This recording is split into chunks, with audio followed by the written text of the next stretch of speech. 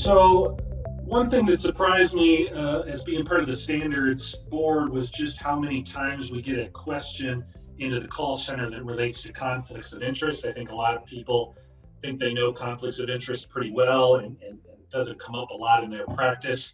But it seems that nationwide there are still quite a few times when something comes up where people are questioning whether they have a conflict or not.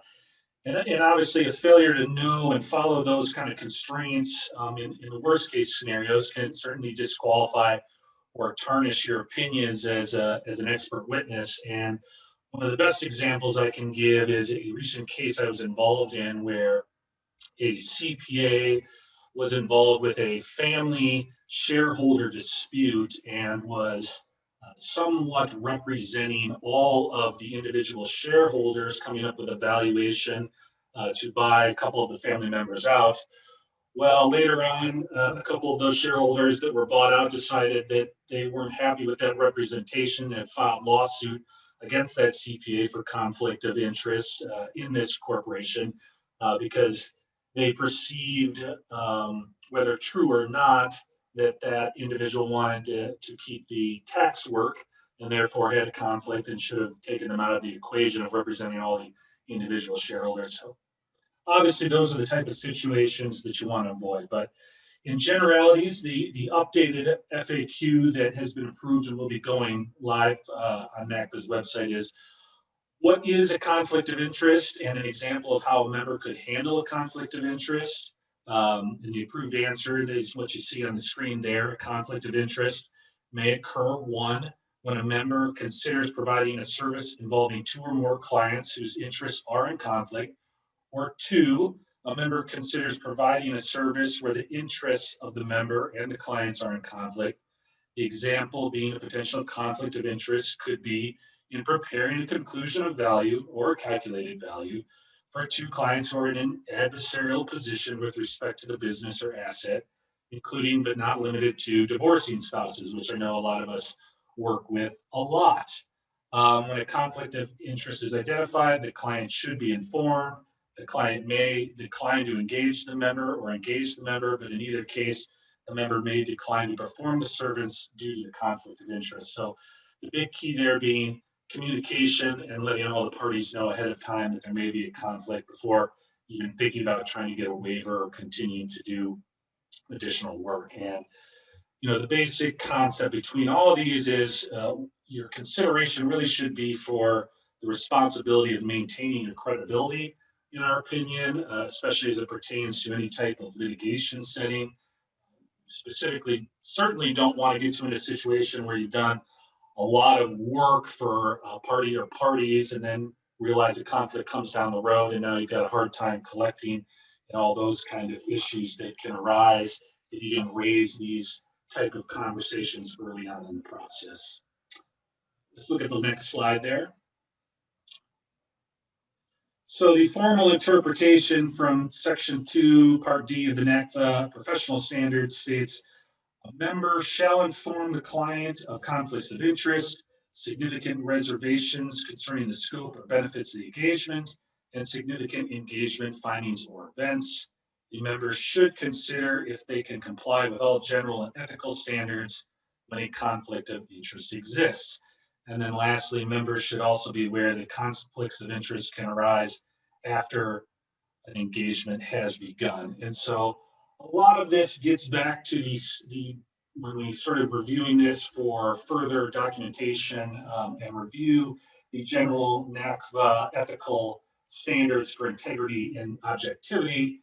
And basically what the NACVA rule states is that a member shall remain objective, maintain professional integrity, shall not knowingly misinterpret facts or subjugate judgment to others, and the member must not act in a manner that is misleading or fraudulent. Typically, the following question we get to correspond with that is, what is objectivity from the standard point of view? And basically, it's defined generally as a state of mind, a quality that lends value to a member's services. The principle of objectivity imposes the obligation to be impartial, intellectually honest, and free of conflicts of interest. independence precludes relationships that may appear to impair a member's objectivity in rendering services. And personally, a lot of what this goes into, especially because I work a lot in litigation, is maintaining that general veil of independence and appearing that you are not skewed one way or the other, or one party or the other, that you're going to give an independent opinion that should apply to either side. And more recently, some of the other published examples or considerations when acting as a forensic accountant or expert witness pertain to one, if you're trying to perform services for a friend or relative, is it difficult to be objective independent? Certainly something to consider. Two, consider having a conflict system in place so you will not represent friends, family, previous clients, etc., that could potentially represent a conflict of interest or interfere with your objectivity and impartiality. Three, consider turning down a case if you cannot be impartial and objective with your work. This could be because of issues in the case, the parties involved in the case, or some other reason why you cannot be objective and impartial. Remember that the appearance of independence is as important as actually being independent. Something to think about is that if you have a large outstanding bill on a case and you're rendering a report or providing your opinion at trial, you could be perceived as having a vested interest in the outcome of the case.